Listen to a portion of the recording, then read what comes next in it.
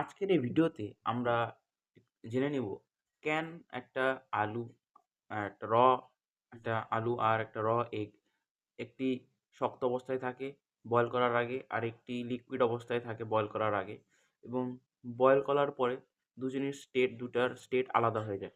একটার ক্ষেত্রে একটি নরম হয়ে যায়, আরেকটার ক্ষেত্রে একটি সলিড হয়ে যায়। তো এই দুটোর কারণ কি সেটা আমরা আজকে জেনে নিব।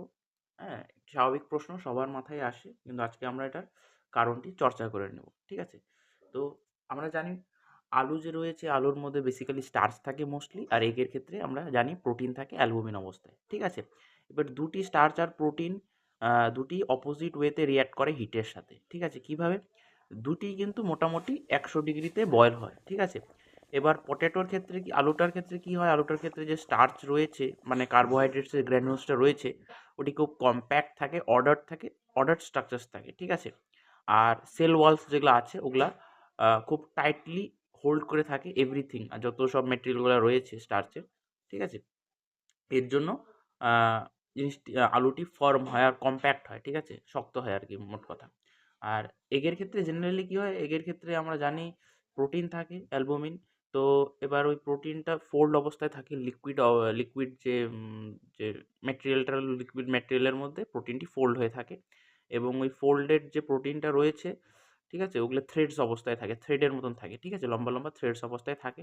আর ফ্রিলি মুভ করে। ওই লিকুইডটার মধ্যে ফ্রিলি মুভ করতে পারে প্রোটিনটা। এর জন্য এটি লিকুইড অবস্থায় থাকে, এটি র এগ। এবার বয়েল করলে দুজনের মধ্যে কি ডিফারেন্স হয়ে যায়?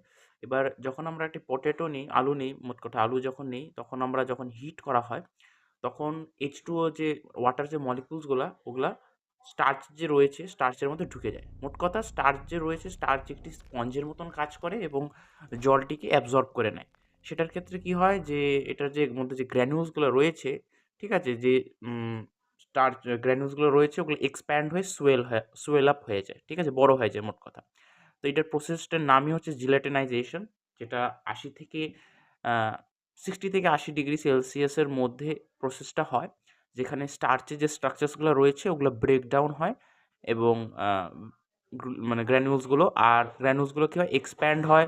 শেপগুলা যেমন কি ভিডিওতে দেখেছেন আপনারা অ্যানিমেশনে, যে শেপটাকে লুজ হয় আর জেল লাইক হয়ে যায়। ঠিক আছে? সেল ওয়ালটা ব্রেক হওয়ার ফলাফলে। ঠিক আছে? আর এগের ক্ষেত্রে জিনিসটা কি হয়? এখানে একটি প্রসেস হয় যেটার নাম হচ্ছে ডিনেচারেশন। ঠিক আছে? সেখানে আনফোল্ডিং হয়, প্রোটিনগুলার যে রয়েছে আনফোল্ড হয়ে যায়। যে প্রোটিনগুলো এভাবে থাকে, প্রোটিনগুলো এমন করে আনফোল্ড হতে থাকে হিট দেওয়ার ফলে। মানে ঠিক আছে? মানে জলে যখন গরম হয় ওয়াটারে। ঠিক আছে? এবার ওই যখন ওই প্রোটিনগুলো যেমন অ্যানিমেশনে আপনারা দেখতে পাচ্ছেন, অ্যানিমেশনে প্রোটিনটার যে রয়েছে ওগুলো ইন্টারঅ্যাক্ট করে নিজেদের মধ্যে। ঠিক আছে? নিজেদের মধ্যে থ্রেডগুলো নিজেদের মধ্যে ইন্টারঅ্যাক্ট করে কগুলেশন হয়। যেখানে কগুলেশন একটা 3D স্ট্রাকচার যেমন কি দেখতে পেরেছেন। 3D স্ট্রাকচার হওয়ার ফলাফলে ওখানে জলটি ট্র্যাপ হয়ে যায়। এবার জলটি ট্র্যাপ হওয়ার পরে কি হয়? জায়গাটি সলিডিফাই হয়ে যায়, শক্ত হয়ে যায়।